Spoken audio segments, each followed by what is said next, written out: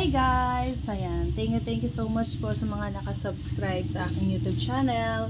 At ito yung aking pa-order ngayong gabi.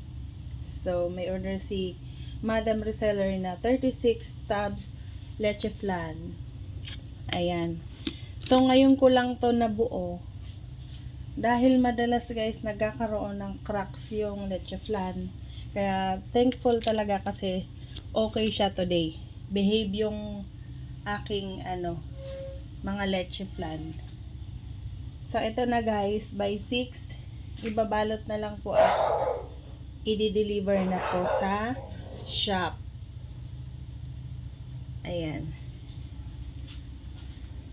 guys, oh. Nakakatawa lang kasi na makita yung gawa. Sobrang tagal na nito lutuin ngayon guys. Hindi na siya kagaya dati na 40 minutes nakapagluto na ako.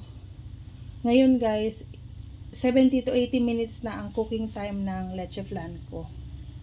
So siguro sa gatas din, nag-iiba kasi ang formula ng ating mga ginagamit na ingredients like condensed at evap. So yun talaga yung tinitingnan ko guys eh.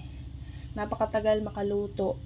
So dahil matagal siya lutuin, mas madami tayong konsumo sa gasol. Yun lang yung gusto kong i-share ngayon. Thanks so much po.